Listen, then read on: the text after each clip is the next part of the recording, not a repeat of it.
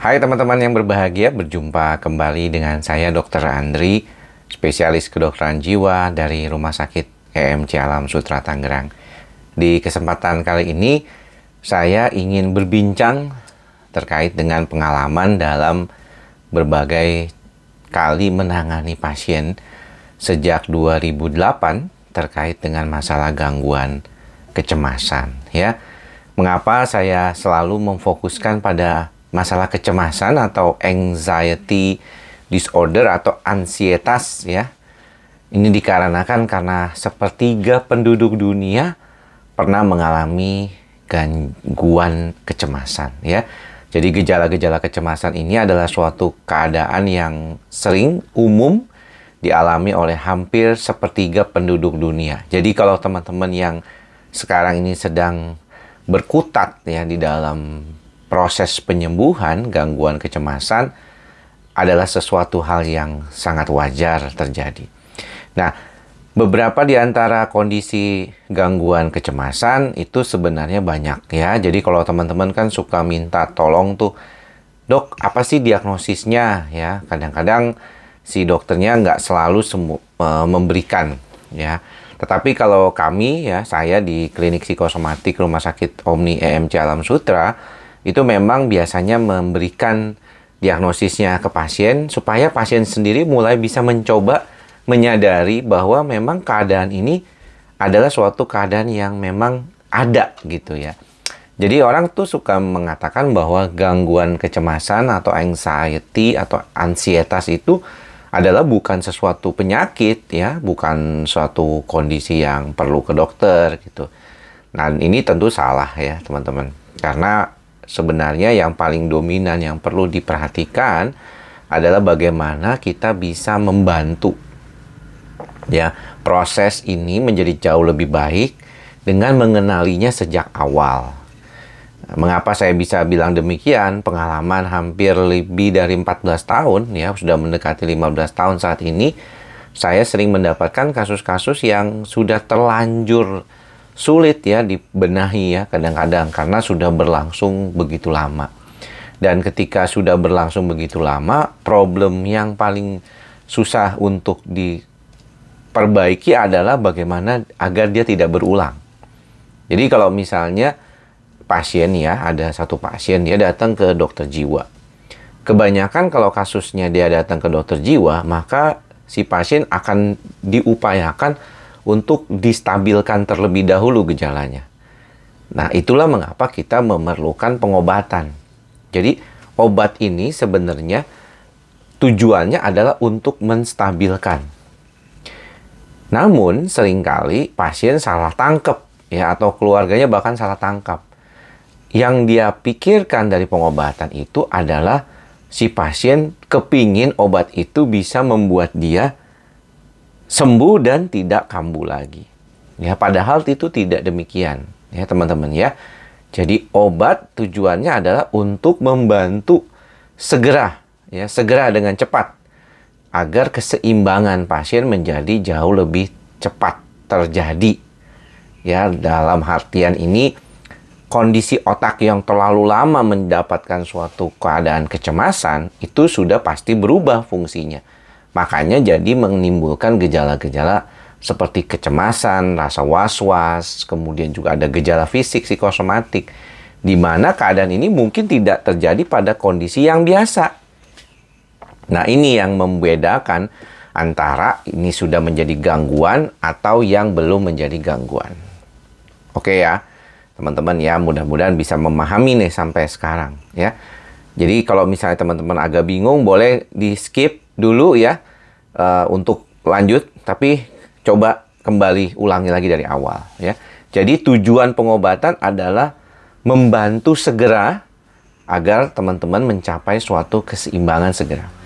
Nah, diharapkan dengan keseimbangan yang segera itu teman-teman bisa ya lebih baik kondisinya.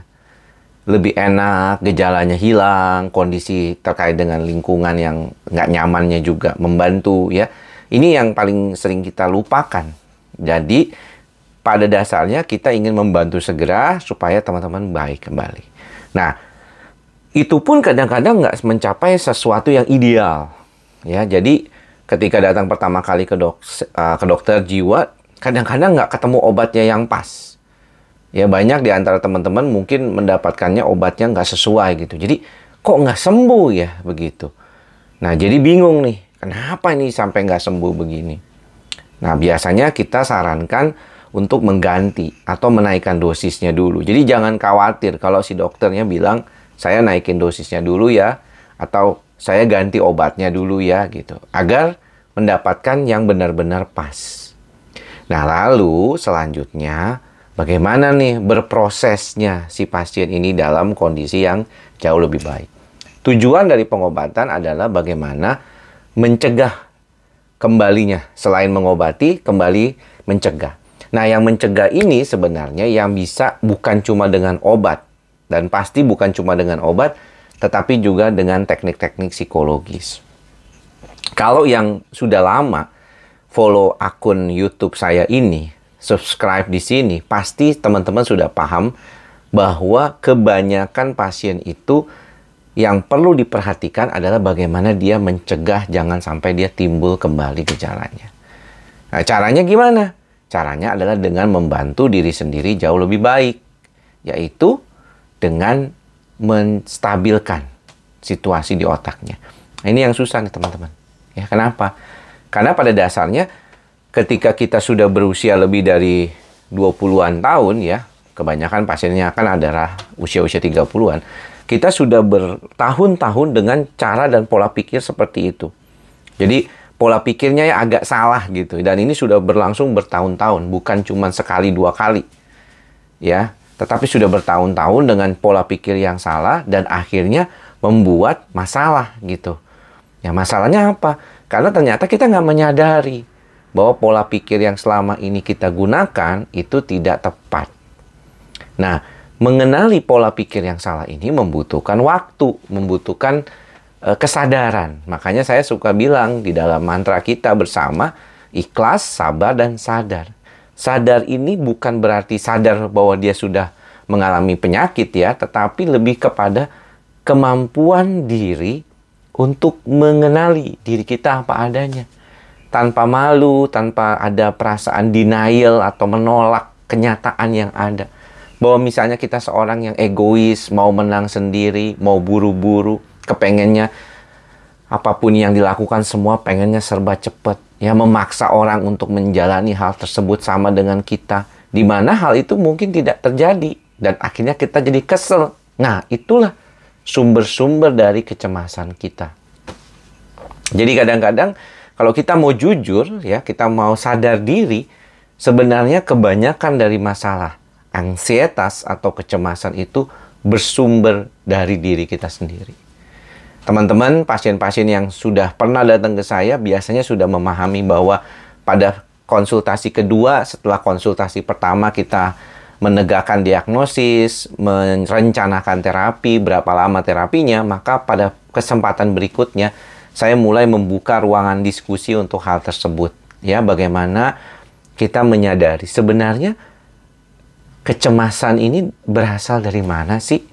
Apa sih yang menjadi dasar kenapa orang itu bisa mengalami kecemasan yang berlanjut seperti itu ya teman-teman ya. Jadi bukan cuma sekedar, oh udah saya tahu dari sini nih udah pasti, udahlah obatin aja nanti bayar sendiri. Belum tentu. Kalau yang ringan atau sedang itu bisa bayar sendiri. Ya banyak tuh ya teman-teman ya yang datang ke saya, pasien saya itu yang hanya seminggu minum obat 2 minggu membaik. Ya, dan baru kambuh itu setelah 2 tahun lagi. Dan itu saya pernah mengalaminya. Kemarin waktu lagi zamannya pandemik ya, COVID 2020-2021. Wow, banyak banget yang tiba-tiba datang kambuh lagi setelah bertahun-tahun aman. Dan kalau yang sekarang ini mungkin beda ya, karena situasinya sudah mulai berbeda. Jadi kita bisa melihat gitu ya perspektif bahwa kecemasan itu adalah berasal dari diri kita sendiri. Ya, kita tahu anak kecil kalau naik pesawat terbang mungkin ada turbulensi dia bisa ketawa-tawa gitu ya, dia bisa tenang-tenang aja. Ya, karena dia belum tahu tentang bahwa kalau misalnya turbulensi itu ya buat sebagian besar orang tuh menakutkan karena kepikirannya takut jatuh. Walaupun mungkin kenyataannya tidak ada orang misalnya ataupun belum banyak lah hampir lebih dari 90% turbulensi itu tidak akan menyebabkan katanya pesawat jatuh gitu kan. Tapi nanti siapa ya tahu siapa yang 10%-nya gitu kan. Walaupun kita tahu bahwa kebanyakan pesawat jatuh tuh di critical 11 ya. Jadi di 11 menit pertama sejak pesawat itu tinggal landas. Itu yang paling krusial ya. Karena banyak kan kejadian masalah itu di situ. Kalau sudah di atas ya, sudah standby-nya itu di atas ya, banyak kan turbulensi tidak akan menyebabkan jatuhnya pesawat. Tapi orang lain nggak bisa mikir seperti itu yang cemas. Dia mikirnya bakalan bisa kenapa-napa. Jadi teman-teman nggak heran banyak di antara kita yang sebenarnya akan memasukkan banyak hal-hal negatif ke dalam tubuh dan pikiran kita dalam hal ini tanpa kita sadari atau bahkan sadar, tapi nggak bisa menolak. Contohnya, pasien yang merokok, pasien yang makan terlalu banyak, minum alkohol terlalu banyak. Padahal dia tahu misalnya bahwa itu tidak dibolehkan misalnya, tapi dia tetap melakukannya. Dan inilah yang kadang seringkali sulit ya kita kendalikan. Jadi kalau teman-teman mau ekstra cepat dengan menggunakan obat saja, ya tentunya hasilnya juga biasanya tidak akan bertahan lama. Paling bisa 1 tahun, 2 tahun, asalkan kondisi lingkungannya membaik dengan sendirinya, gejalanya juga berkurang. Tapi kalau kondisinya masih terus ada, dan situasinya itu akan terus menyulitkan kita, maka kemungkinan kita akan sulit. Ya, kadang-kadang ini dia berulang lagi, ya. Dan saya suka bilang, ada beberapa pasien yang memang nggak bisa keluar dari kondisinya, maka usahakan banget untuk beradaptasi dengan keadaan tersebut. Oke? Teman-teman, mudah-mudahan bisa bermanfaat apa yang saya sharing pada kesempatan kali ini. Mudah-mudahan teman-teman semua berbahagia. Sampai bertemu lagi di lain kesempatan. Jangan lupa mantra kita bersama. Ikhlas, sabar, dan sadar. Terus dilatih. Semoga semua makhluk berbahagia. Salam sehat jiwa. Bye-bye.